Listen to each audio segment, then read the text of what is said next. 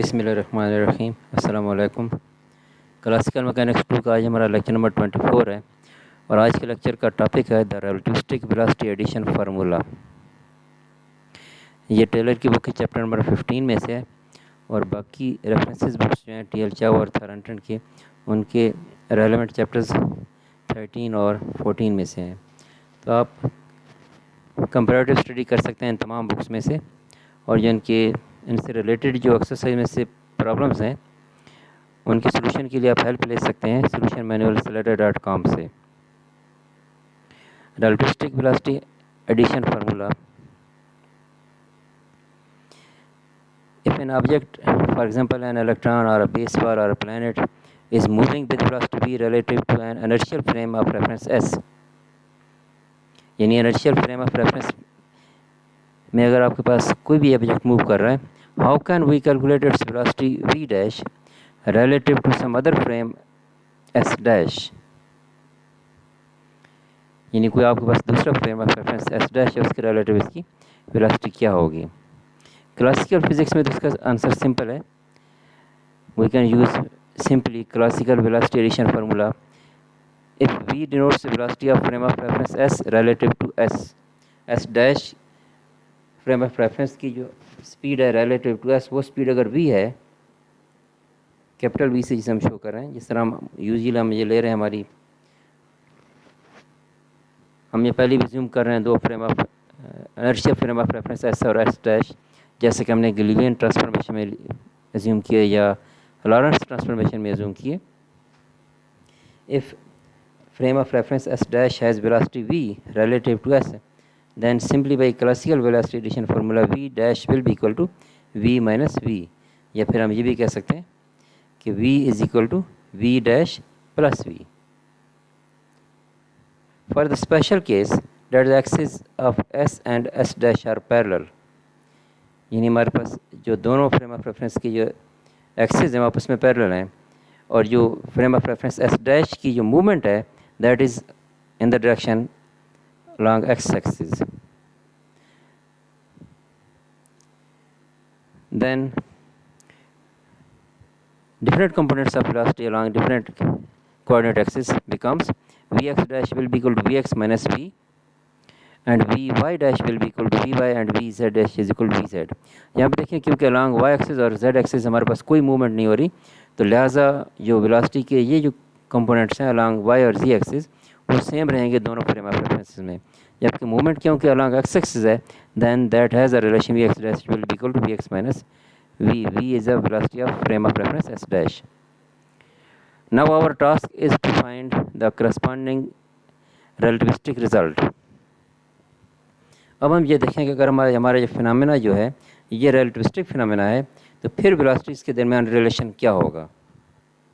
Consider a particle moving with position r dash t dash, यानी अगर in s r s dash, यानी frame of reference में अगर कोई पार्टिकल मूव कर रहा है with position r at a time t, and in frame s dash position of that particle is r dash at time t dash, then by the basic definition of velocity v is equal to dr by dt, where dr जो है that is equal to r2 minus r1 is the infinitesimal displacement between positions at time times t1 and t2, where t2 is equal to t1 plus delta t. Now we can write down the Lorentz transformation for all four coordinates x, y, z and t at both position for r2 and r1, and taking differences we find dx dash will be equal to gamma dx minus v dt, dy dash will be equal to dy, dz dash will be equal to dz, and relativistic time relation dt dash will be equal to gamma into dt minus v dx over c square. यानी ये Lawrence transformation में use की है four coordinates के लिए। We can notice here that dr and dt satisfies exactly the same transformation equations as r and t. This is because the Lorentz transformation turned out to be linear. Using the definition of 24.2 relation, जो last slide पे हमने discuss किए, we can write down the components of velocity v dash and substituting 24.3 we find for V x dash. तो V x dash के लिए जो हमारे पास वेलोसिटी की बेसिक डेफिनेशन है, हम उसको यूज़ करते हैं। V x dash will be equal to D X dash by D T. यहाँ पे डी एक्स डैश और डी टी डैश की जो वैल्यूज़ हैं वो इक्वेशन 24.3 से हम यहाँ पे पुट करते हैं। डी एक्स डैश की वैल्यू यहाँ से और डी टी डैश की वैल्यू 24.3 से ये पुट करते हैं, इन्हें सिंप्लीफाई करते हैं, यानी हम कैंसिल आउट करते हैं। ये कॉमन फैक्टर हमारे पास क्या आ रहा है, डिनोमिनेटर नोमिनेटर दोनों में हमारे पास गैमा एग्जिस्ट कर रहा है, ये कैंसिल आउट हो जाएगा। और दोनों को हम डिवाइड करते हैं, टॉप और बॉटम को हम डी बाई डी टी से डिवाइड करते हैं। देन हमारे पास वेलोसिटी वी एक्स डैश के लिए जो रिलेशन है वो क्या आ जाएगा, v x minus v over 1 minus v x into v over c square.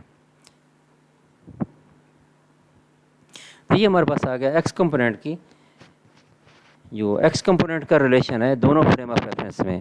Frame of reference S dash में जो एक्स कंपोनेंट की मेजरमेंट है v x dash, that will be equal to we x. V x जो है ये frame of reference s के relative जो है वेलोसिटी है इवेंट की, और माइनस वी, वी जो है ये speed of frame of reference S है, velocity of frame of reference S dash है relative to frame of reference S. Similarly जो वाई कंपोनेंट वो हमारे पास क्या आ जाएगा, V Y dash will be equal to D Y dash और डी टी डैश। तो यहाँ पे भी इनकी हम दो वैल्यूज पुट करते हैं। डी वाई डैश की वैल्यू ये देख लें क्वेश्चन 24.3 से, डी वाई डैश की वैल्यू क्या है, d y over d T dash की वैल्यू सेम जो हमने यहाँ पे यूज़ किया वही हम यूज़ करेंगे 24.3 से। तो ये हमारे पास सोल्यूशन आ जाएगा वी वाई डैश के लिए। अगर हम इसको हम डोमिनेटर और नोमिनेटर दोनों को हम डी टी से डिवाइड करते हैं तो ये d y by D t that will be equal to v y, and over में हमारे पास क्या है, gamma into d t by D t ये 1 हो जाएगा, minus v d x by D t हमारे पास क्या हो जाएगा वी एक्स। तो v Y dash will be equal to v y over gamma into 1 minus v x into v over c square, and similarly v z dash will be equal to v z over gamma into 1 minus v x into v over c square. तो हमारे पास velocity के तीनों components के relations आ गए। जो velocity के तीनों components in frame of reference S dash in terms of all three components of velocity in frame of reference s। यहाँ पे हम देखें कि हमारे पास क्या है, जो velocity v Y dash that is not equal to velocity v y, यानी वेलोसिटी की जो अलॉन्ग वाई एक्सिस मेजरमेंट्स हैं frame of reference S dash में और फ्रेम ऑफ रेफरेंस एस में, ये दोनों आपस में इक्वल नहीं है। हालांकि हमारे पास रिलेशन क्या है, अगर हम 24.3 को देखें तो हमारे पास डी वाई डैश और डी वाई आपस में इक्वल हैं, डी वाई डैश और डी वाई आपस में इक्वल है, लेकिन v Y dash is not equal to v y. Basically ये क्यों हो रहा है, क्योंकि d T dash is not equal to d t के, यानी टाइम क्योंकि करनी है तो लिहाजा वेलोसिटी के कंपोनेंट्स भी अलॉन्ग, हालांकि वेलोसिटी की मूवमेंट वाई एक्सिस के अलॉन्ग नहीं हो रही, वाई एक्सिस के अलॉन्ग डिस्प्लेसमेंट इक्वल है, डिस्प्लेसमेंट तो इक्वल है लेकिन वेलोसिटी इक्वल नहीं है। Also notice that gamma is the factor pertaining to speed v of s dash relative to s। Gamma एक दूसरा फैक्टर है जो कि s डैश में जो है और s डैश में जो मेजरमेंट्स है वेलोसिटी की और s में उनको आपस में रिलेट कर रहा है। Gamma which is equal to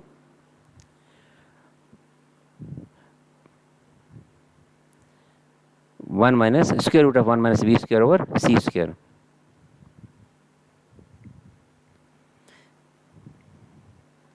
यहाँ पे गैमा की वैल्यू हमारे पास क्या आनी चाहिए, gamma is equal to 1 over square root of 1 minus v square over c square. The three equations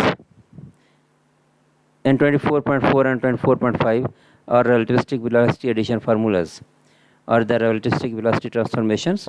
If all velocities are much less than c, अगर तमाम वेलोसिटीज़ की वैल्यू c से कम है, then gamma will be approximately equal to 1 के, क्योंकि gamma के लिए हमारे पास बेसिक रिलेशन क्या है, gamma is equal to 1 over square root of 1 minus v square over c square. यहाँ पे ये करेक्शन कर लीजिएगा। तो यहाँ पे अगर v is very small then c, then 1 minus v square over c square which is almost equal to 0, then gamma is almost equal to 1. So we can ignore the second term in denominators and we recover the classical results of 24.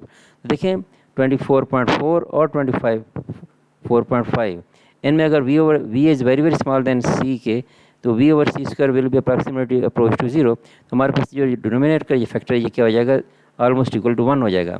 So v x dash will be equal to we x minus v and v Y dash will be approximately equal to Vy and Vz dash will be equal to Vz, because ये जो term है हमारे पास ये 0 हो जाएगी almost, और gamma almost equal to 1 के होगा। तो ये जो हमारे पास इस तरह रिजल्ट अचीव होंगे ये क्लासिकल रिजल्ट्स हैं जो कि 24.1 में हमारे पास हमने स्टार्ट में डिस्कस किए थे।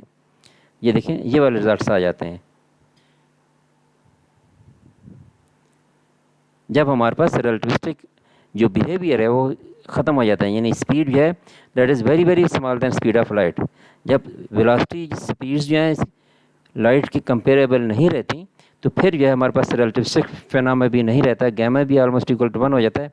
तो देन हमारे पास वेलोसिटी की जो रिलेशंस हैं वो क्लासिकल रिजल्ट्स के इक्वल हो जाएंगे।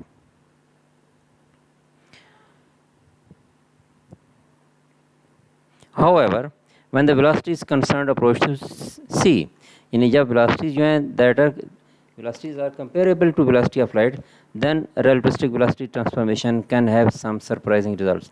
तब जो है relativistic velocity transformations जो हैं उनके different results होंगे। For example, ये example टेलर की बुक के चैप्टर नंबर 15 में से 15.4 adding to velocities close to velocity of light।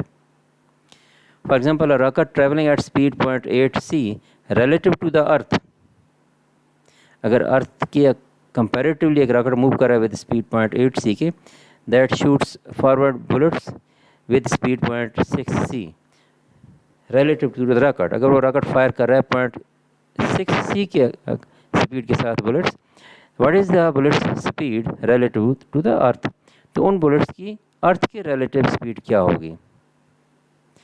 If we choose frames in usual way with s fixed to the earth and s dash fixed to the rocket, then v is equal to 0.8 c। ये जो हम capital v लेते हैं frame of s dash की velocity जो अब तक हम यूजुअली लेते आए हैं, capital v is the speed of frame of reference s dash with respect to frame of reference s, जो कि यहाँ पे क्या है speed of rocket with respect to earth, and v dash is equal to 0.6 c। v dash जो है frame of reference s dash में event की जो है स्पीड, तो यहाँ पे हमारे पास frame of reference s dash क्या है वो रॉकेट है। Now our task is to find v, यानी हमारे पास अब जो टास्क है वो क्या है, स्पीड हमने इवेंट की फाइंड करनी है, इवेंट की स्पीड v हमने फाइंड करनी है relative to frame of reference s, जो कि यहाँ पे क्या है अर्थ है। यानी हमने फाइंड यहाँ पे ये करना है bullet speed v relative to frame of reference earth, that is relative to frame of reference s, that is earth। The classical answer is of course simple, v is equal to v dash plus v, यानी simply हम classically अगर ये देखें then v will be equal to, यानी अर्थ के relative जो speed है that will be equal to v dash plus v and that becomes 0.8 c plus 0.6 c 1.4 c। But the relativistic answer is give some definite relation, that is we have studied in 24.4 relation, which is vx dash will be equal to vx minus v over 1 minus vx into v over c square।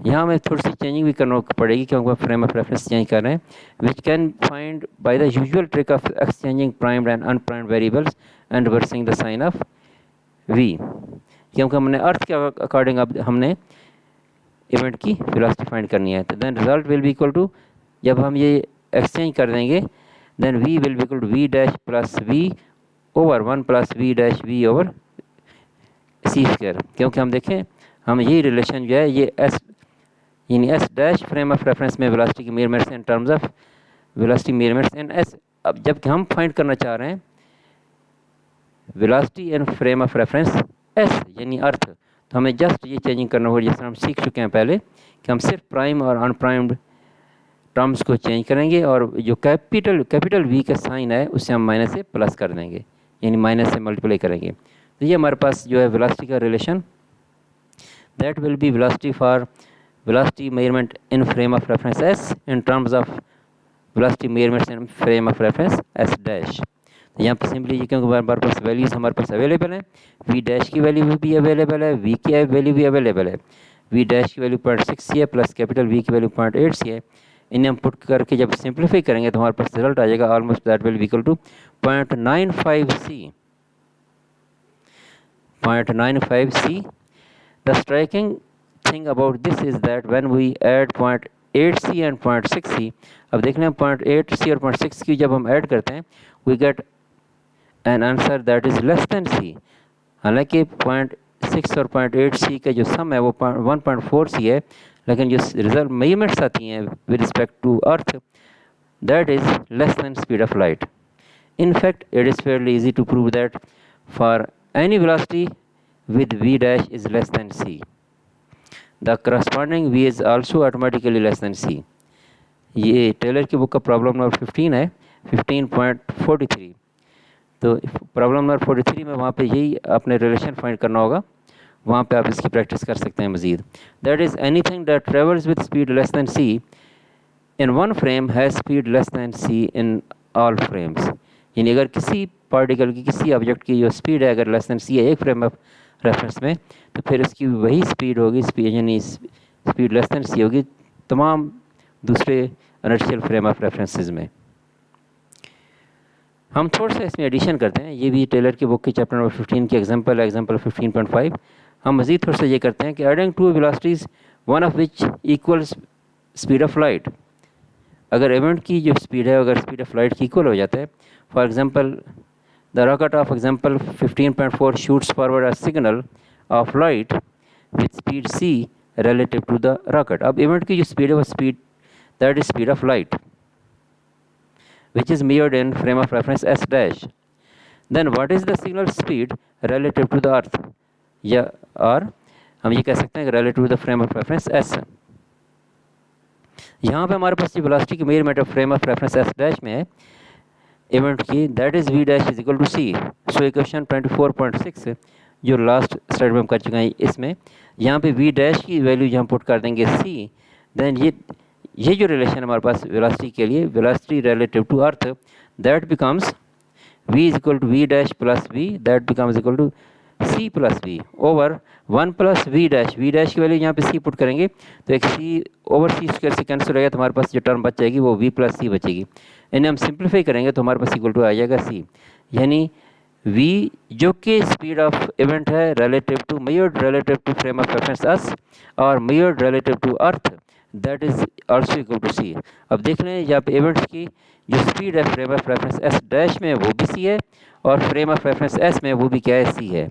That is a signal travelling in the x direction with speed c relative to s dash also has speed c relative to frame of reference s। यानी दोनों अगर speed c के साथ move कर रहा है कोई भी इवेंट, कोई भी बॉडी, कोई भी ऑब्जेक्ट, तो उस इवेंट की जो स्पीड अगर c है तो फिर तमाम फ्रेम ऑफ रेफरेंस में उसकी स्पीड क्या होगी, वो speed equal to speed of light ही रहेगी। This result is actually true whatever the direction of travel as we can prove in problem 15.43। It asserts that speed of light is invariant under the Lorentz transformation. यानी तमाम frame of references में ये speed है ये invariant रहती है according to Lorentz transformation. In obedience the second postulate of relativity, जो Einstein का सेकंड पोस्टुलेट है उसको भी ये कंफर्म कर रहा है, which led us to the Lorentz transformation in the first place।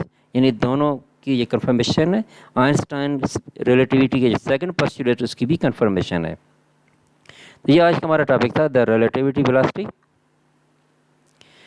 अल्लाह हाफिज़।